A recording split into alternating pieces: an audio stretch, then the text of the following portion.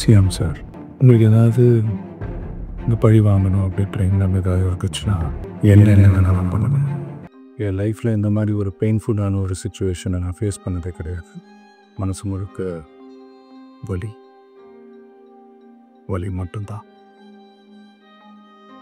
இந்த சுற்றுப்பயணத்தில் என்னென்ன மக்கள் பார்க்க வராங்க, அதுக்கு ஒரே ஒரு காரணம்தான் அவங்க என் மேலே வச்சிருக்கிற அன்பும் பாசம்.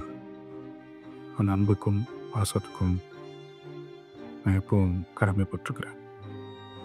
அதனால தான் இந்த சுற்றுப்பயணத்தில் மற்ற எல்லா விஷயங்களையும் தாண்டி மக்களுடைய சேஃப்டி, அதில் எந்த காம்ப்ரமைஸும் பண்ணிடக்கூடாதுன்றதுக்காக தான் அது என் மனசில் ரொம்ப ஆழமாக இருக்கும் அந்த எண்ணம்.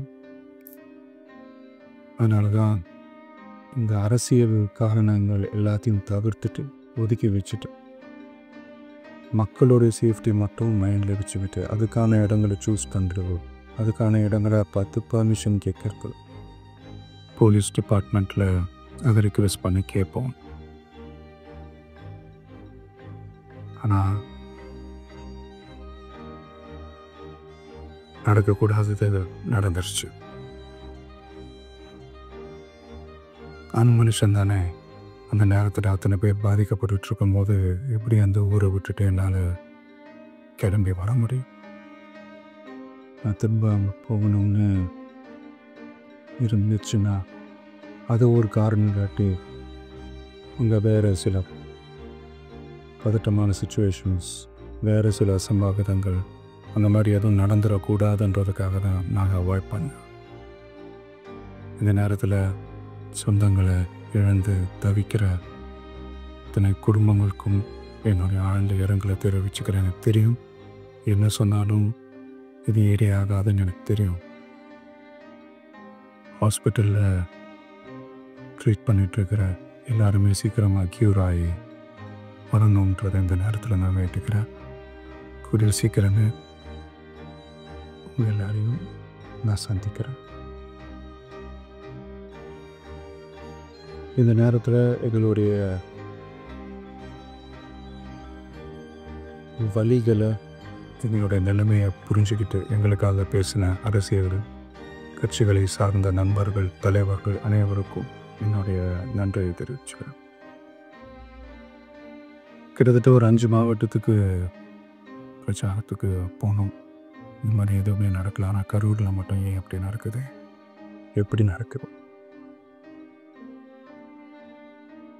மக்களுக்கு எல்லா உண்மையும் தெரியும். மக்கள் எல்லாத்தையும் பார்த்துக்கிட்டு இருக்கிறாங்க. கரூரை சேர்ந்த அந்த மக்கள் அந்த உண்மையெல்லாம் வெளியில் சொல்லும்போது எனக்கு கடவுளையும் நேரில் வந்து இறங்கி அந்த உண்மையெல்லாம் சொல்கிற மாதிரி எனக்கு தோணுச்சு. சீக்கிரமே எல்லா உண்மைகளும் வெளியில் வரும்.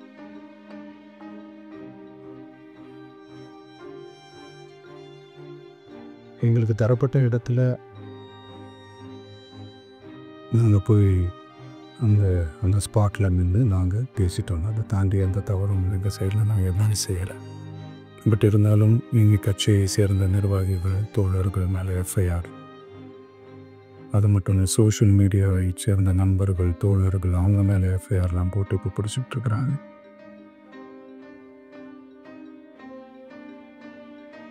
சிஎம் சார், உங்களுக்கு ஏதாவது இந்த பழி வாங்கணும் அப்படின்ற எண்ணம் ஏதாவது இருக்குச்சுன்னா என்ன வேணாலும் பண்ணுங்க. அவங்க மேலே கை வைக்காதீங்க. நான் ஒன்று வீட்டில் இருப்பேன், இல்லை நான் ஆஃபீஸில் இருப்பேன். என்ன வேணாலும் சரி. நண்பர்களே, தோழர்களே, நம்மளோட அரசியல் பயணம் இன்னும் ஸ்ட்ராங்காக, இன்னும் தைரியத்தோட கண்டினியூ ஆகும்.